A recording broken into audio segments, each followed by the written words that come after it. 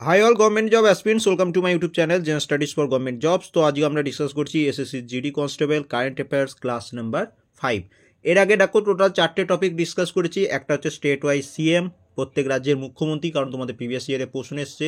Second state wise governor, এটা আমাদের second current অ্যাফেয়ার্সের class. Third হচ্ছে অল ইম্পর্টেন্ট সামিট, আপকামিং যে সামিটগুলো রয়েছে সেখান থেকে আমাদের পরীক্ষায় প্রশ্ন এসছে, তো ওই টপিকটা কমপ্লিট করেছি। ফোর্থ হচ্ছে মিলিটারি এক্সারসাইজ, জয়েন্ট যে মিলিটারি এক্সারসাইজ যেগুলো হয়ে থাকে সেটা। আজকে আমরা 5 নম্বর টপিক যেটা ডিসকাস করব সেটা হচ্ছে লেটেস্ট অ্যাপয়েন্টমেন্ট পার্ট 1। এটা আরও একটা পার্ট, কি দুটো পার্ট এখনও আসবে। টপ 50 লেটেস্ট অ্যাপয়েন্টমেন্ট যেগুলো তোমাদের জিডির পরীক্ষায় এসেছে এবং সেইগুলোকে একদম আপডেটেড করে দেওয়া হয়ে গেছে। তো এইগুলো আগের ক্লাসগুলো যারা দেখোনি, ভিডিও ডিসক্রিপশনে প্লেলিস্ট আছে, সেখান থেকে দেখে নেবে। এবং এগেন যারা পেড গ্রুপে আছো, তোমাদের পেড গ্রুপে পিডিএফ দিয়ে দেওয়া আছে, তো যার যেখান থেকে খুশি কমপ্লিট করে নিও। সবার প্রথম দেখো, জানুয়ারি 2024 পর্যন্ত আপডেট করে দিয়েছি, কারণ তোমাদের ফেব্রুয়ারিতে পরীক্ষা, তোমাদের প্রশ্ন অলরেডি তোমাদের রেডি হয়ে গেছে। তো সেই জন্য এই আপডেটগুলো জানুয়ারি 2024 বা আজকের ডেট পর্যন্ত, কিন্তু আজকে তো মাত্র 10 তারিখ, তো জানুয়ারি 2024 পর্যন্ত ধরে রাখো, এটা আপডেটেড করে দেওয়া আছে। তো বর্তমানে ভারতের রাষ্ট্রপতি হচ্ছেন দ্রৌপদী মুর্মু। বর্তমানে ভারতের উপরাষ্ট্রপতি হচ্ছেন জগদীপ ধনখড়। দেখতে পাচ্ছ এগুলো কিন্তু সব পরীক্ষায় এসছে, সেটাকে আমি আপডেট করেছি। ভারতের বর্তমান অ্যাটর্নি জেনারেল হলেন কে? তো ভারতের বর্তমান অ্যাটর্নি জেনারেল হলেন আর ভেঙ্কটরমণী। এর সাথে দেখো তোমাদের পরীক্ষায় আসবে যে বলো বর্তমান ভারতের 50তম প্রধান বিচারপতি হলেন কে, বা chief justice of supreme court Dhananjaya Yashwant Chandrachud. অথবা এই প্রশ্নটাই ঘুরিয়ে তোমাদের পরীক্ষায় চলে আসতে পারে যে 9 ডিসেম্বর 2022 সালে ভারতের 50তম প্রধান বিচারপতি হিসাবে শপথ গ্রহণ করেছেন কে। তো একই প্রশ্ন ঘুরিয়ে ফিরে পরীক্ষায় দিয়েছে, তো তোমাকেও কিন্তু সেরকমভাবে স্মার্টভাবে পড়াশোনা করতে হবে। এরপর দেখো, জানুয়ারি 2024 অনুযায়ী ভারতের আইন কমিশনের চেয়ারপারসন হলেন কে? ল কমিশন অফ ইন্ডিয়ার চেয়ারপারসন কে হয়েছেন? তো অ্যান্সার হয়ে আছে বিচারপতি ঋতুরাজ অবস্থি। দেখো এটা একটা টাফ কারেন্ট অ্যাফেয়ার্স বলতে পারো, কারণ সাধারণত আমাদের ওয়েস্ট বেঙ্গল এক্সামে এই সমস্ত কারেন্ট অ্যাফেয়ার্স আসে না, যে ল কমিশনার অফ ইন্ডিয়ার চেয়ারপারসন কে অ্যাপয়েন্ট হয়েছে। সেকেন্ড দেখো, আরেকটা ভারতের প্রধান অর্থনৈতিক উপদেষ্টা, chief economic advisor of India হিসাবে অ্যাপয়েন্ট হয়েছেন ভি অনন্ত নাগেশ্বরন। নেক্সট চলে আসি পরবর্তী প্রশ্ন, 8 নম্বর প্রশ্ন, যে জানুয়ারি 2024 অনুযায়ী ভারত সরকারের রাজস্ব সচিব বা রেভিনিউ সেক্রেটারি হিসাবে কে নিযুক্ত হয়েছেন? এখানে অ্যান্সার কি হয়ে যাচ্ছে? এখানে অ্যান্সার হয়ে যাচ্ছে Sanjay Malhotra. Finance secretary of India হিসেবে কে অ্যাপয়েন্ট হয়েছেন? তো এটাও রিসেন্টলি তোমাদের চেঞ্জ হয়েছে, তো এটা একদম আপডেট করে দিয়েছি, টি বি সোমনাথন। জানুয়ারি 2024 অনুযায়ী ভারতের রাষ্ট্রপতির সচিব হিসাবে কে নিযুক্ত হয়েছেন, বা secretary to the president of India হিসাবে কে নিযুক্ত হয়েছেন?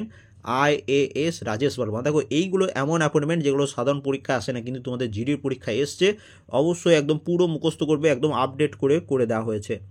এরপর দেখো, যে ভারতের মুখ্য নির্বাচন কমিশনার হিসাবে নিযুক্ত হয়েছেন কে? রাজীব কুমার। 15 মে 2022 সালে এটা চেঞ্জ হয়েছিল, তখন থেকে রাজীব কুমারই বর্তমান তোমাদের চিফ ইলেকশন কমিশনার রয়েছেন। এটা 2021-এর জিডি পরীক্ষায় এসেছিল, কিন্তু জানুয়ারি 2024 পর্যন্ত এগুলোকে আপডেট করে দেওয়া হচ্ছে। এর সাথে দেখো 2022 সালের অক্টোবরে ভারতের ডেপুটি নির্বাচন কমিশনার হিসাবে নিযুক্ত হয়েছেন কে? তো এটা অ্যান্সার হচ্ছে অজয় ভাদু। তিনি 2022 সালের অক্টোবরে ডেপুটি নির্বাচন কমিশনার হিসাবে অ্যাপয়েন্ট হয়েছিলেন। রিসেন্টলি তোমাদের পরীক্ষায় এসেছিল যে জানুয়ারি 2024 পর্যন্ত ইমানুয়েল ম্যাক্রন ফ্রান্স দেশের রাষ্ট্রপতি। তো ইমানুয়েল ম্যাক্রন রিসেন্টলি ভারতেও এসেছিলেন, তো এই জন্য পরীক্ষায় তোমাদের বারবার পরীক্ষায় আসে, যে পরীক্ষায় এরকমভাবে আসবে যে ইমানুয়েল ম্যাক্রন কোন দেশের রাষ্ট্রপতি? তো ফ্রান্সের, তো মুখস্থ করে নিও। এরপর চলে আসি, তোমাদের ভারতের পররাষ্ট্র সচিব হিসাবে নিযুক্ত হয়েছেন কে, বা ভারতের বর্তমান পররাষ্ট্র সচিব হলেন কে, বা ভারতের বর্তমান ফরেন সেক্রেটারি অফ ইন্ডিয়া হলেন বিনয় মোহন কোয়াত্রা। এরপর দেখো, মে 2022 সালে সিবিএসই এর নতুন চেয়ারপারসন হিসাবে নিযুক্ত হয়েছে নিধি ছিব্বার, এবং তিনি বর্তমান জানুয়ারি 2024 পর্যন্ত সিবিএসই চেয়ারপারসন হিসাবে রয়েছেন। তাহলে যদি পরীক্ষা আসে যে বলো বর্তমানে সিবিএসই চেয়ারপারসন হলেন কে, তো নিধি ছিব্বার। এরপর পরীক্ষা যেটা আসবে যে বলো সেন্ট্রাল ভিজিল্যান্স কমিশনার হিসাবে শপথ নিয়েছেন কে, বা বর্তমান সেন্ট্রাল ভিজিল্যান্স কমিশনার হলেন কে? তো প্রবীণ কুমার শ্রীবাস্তব।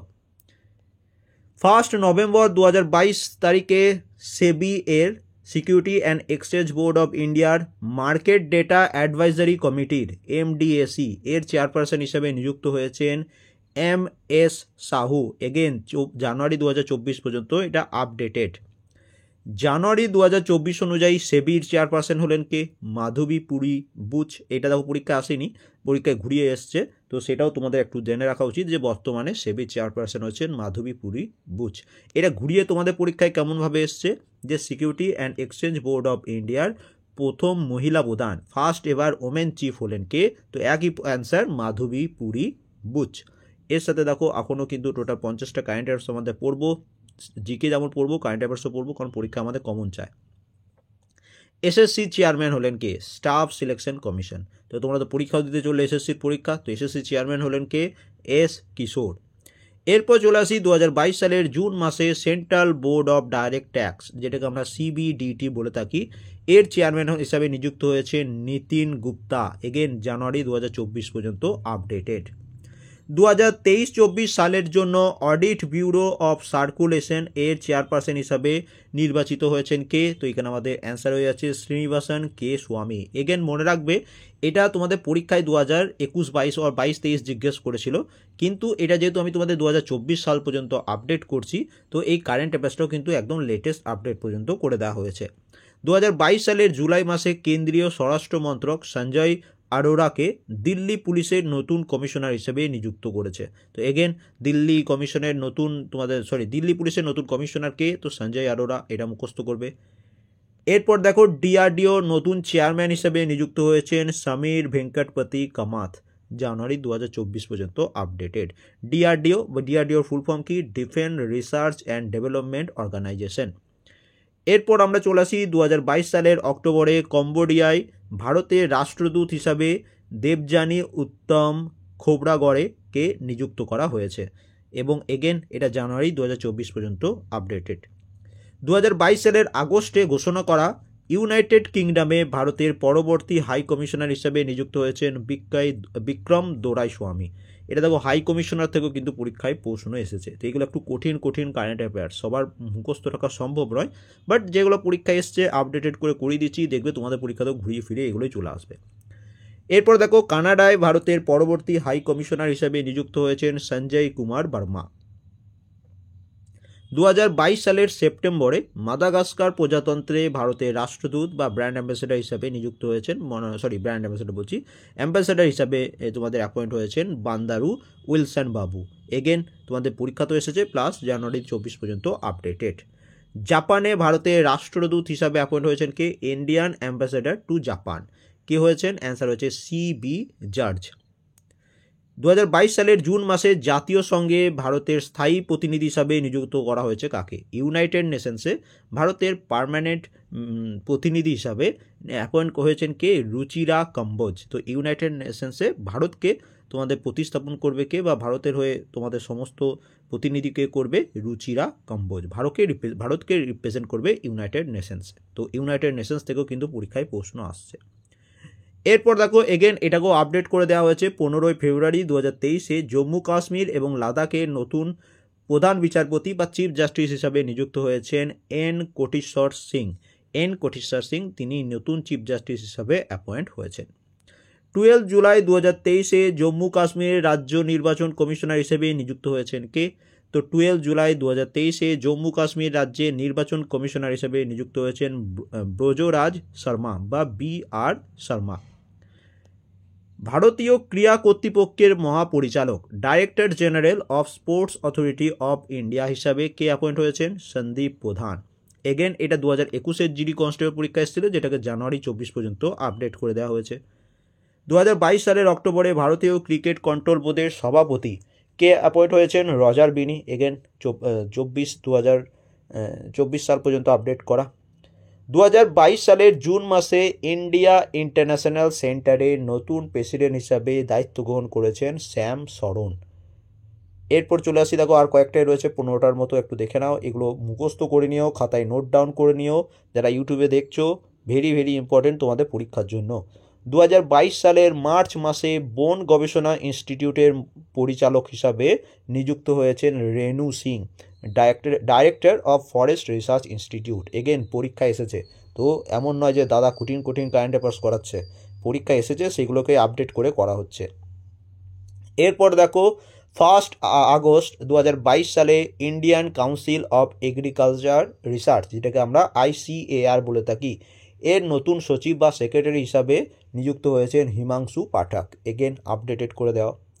এরপর চলে আসি আমরা নীতি আয়োগ। তো নীতি আয়োগের চেয়ারপারসন বর্তমান যিনি প্রধানমন্ত্রী থাকেন তিনি অলওয়েজ নীতি আয়োগের চেয়ারম্যান। তো নীতি আয়োগের চেয়ারম্যান কে হলেন প্রধানমন্ত্রী নরেন্দ্র মোদী। 2023 সালের ফেব্রুয়ারি মাসে national institution for transforming India আয়োগের প্রধান নির্বাহী কর্মকর্তা হিসেবে দায়িত্ব গ্রহণ করেন BVR সুব্রহ্মণ্যম।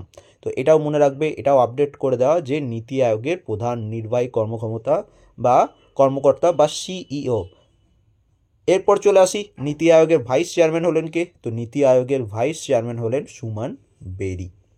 এবং আরেকটা তোমাদের এই রিলেটেড প্রশ্ন, যেটা একটু কঠিন টাইপের প্রশ্ন পরীক্ষা এসেছে, যে 2022 সালের নভেম্বর মাসে national institute for transforming India বা নীতি আয়োগের সার্বক্ষণিক সদস্য হিসাবে নিযুক্ত হয়েছেন কে? তো অ্যান্সার হয়ে যাচ্ছে অরবিন্দ বিরমানি।